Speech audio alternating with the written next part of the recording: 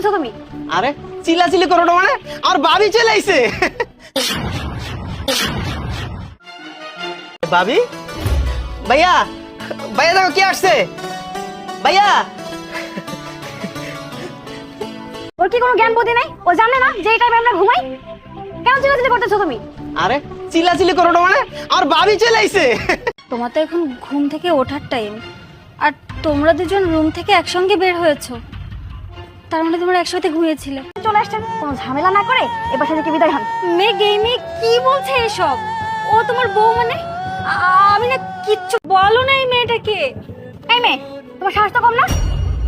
তুমি আমার হাজবেন্ডকে কেন কাজ করলে? আরে মেয়ে, তুমি কেন? আমার বাবা মার পছন্দ করার বউ, আর এই ভাবি আমাদের জন্য অনেক কষ্ট করছে।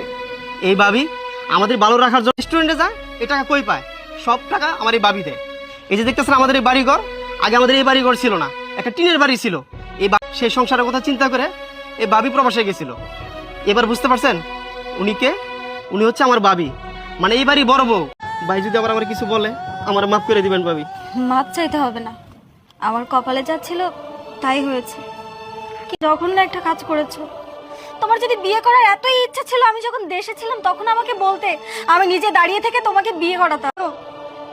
বিদেশে থাকতে না আমার খুব কষ্ট হতো, আমার মন চাইতো আমি ওখান থেকে এক্ষুনি ছুটে চলে আসি। আমি কখনো কষ্ট করেছি শুধুমাত্র তোমাদের জন্য, আর তুমি কি না আমার ইমোশন নিয়ে খেললে?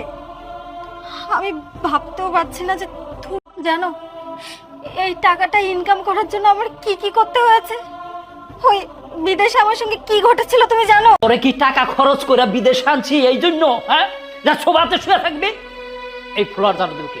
এটা ময়লা পরিষ্কার করবো কে?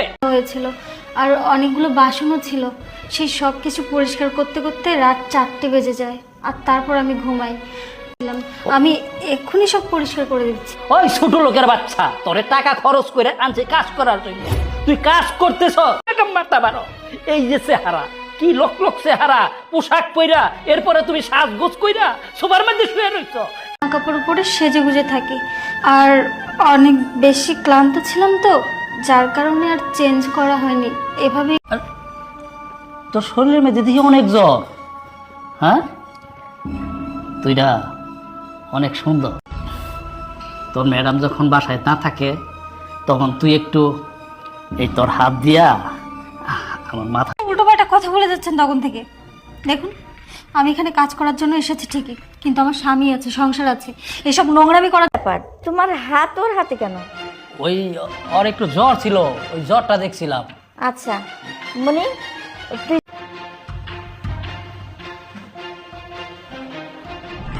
জানো মেঘ, যখন আমি রাস্তা দিয়ে আসছিলাম আর যখন তুমি আমাকে দেখবে তখন তুমি অনেক খুশি হয়ে যাবে। আমি তোমাকে সারপ্রাইজ দিতে চেয়েছিলাম, কিন্তু যাই হোক, তোমাকে এসব দোষ দিয়ে লাভ নেই, এসব কিছু আমার কপালে ছিল। ছাই দি, তুমি সুখে থাকো, তুমি সুখে থাকলেই তাতে আমার হবে। আমি তোমাকে আর কখনো যাও না প্লিজ। আমি আসলে জানতাম না যে তুমি প্রবাসে এত কষ্ট করতে। আমি এনে দেবো, তবু তুমি আমাকে ছেড়ে যেও না মনি, প্লিজ। না না মেঘ, এই কখনোই সম্ভব না, জোড়া দেওয়া যায় না। আমার খুব ইচ্ছে করতো তোমার কাছে আসার জন্য, মাঝে মাঝে মন চাইতো এক্ষুনি ছুটে চলে আসি, কিন্তু ছিলাম। যাই হোক, তোমরা ভালো থাকো, তুমি না হয় তোমার বর্তমান নিয়ে ভালো থাকো, এই জন্য কান্না করতে। নতুন বাড়িতে গেলে তো কান্না করার কথা না, আর নতুন বাড়িতে তো আমরা একসাথেই থাকবো। না বাবা, তোমরা আমার বৃদ্ধাশ্রমে রাইখা যায় না বৌমা, আমি তোমাকে সাথে থাকবো। আপনার সমস্যা কি? আপনাকে আমি কতবার বলবো, আমাদের সোসাইটিতে তো আপনার মতো বয়স্ক কেউ থাকে না, সবাই তো তার বাবা মাকে এখানে এসে রেখে যায়। আর তাছাড়া আপনি তো খুব ভালো করে জানেন যে বাসায় নতুন কাজের লোক। বুয়া রাখছো তো কি হয়েছে, ওরে খেদাইয়া দাও, আমি তোমার সব কাজ করে দেবো মা, তারপরে তুমি আমার বৃদ্ধাশ্রমে রাইখা যায় না মা। তখন ছেলেমেয়েরা এসে বৃদ্ধ বাবা মাদেরকে এখানে রেখে যায়। ও দাদু, তুমি কান্না করো না, মা তো আমাকে সব বুঝিয়ে বলেছে। এক্স্যাক্টলি, আপনাদের বাচ্চা যে কথাটা বলছে এটা একদম সঠিক কথা বলছে। এই ভাইয়া, কে আপনি?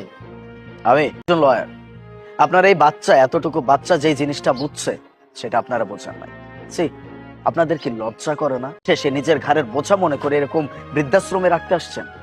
ছোটবেলায় যখন আপনি আপনার মাকে এত কষ্ট দিচ্ছেন, এত কিছু করছেন, সন্তান হইছে, এখন এই বয়স্ক মাকে আপনার ঘরে বোঝা মনে হচ্ছে, তাকে বৃদ্ধাশ্রমে রাখতে আসছে।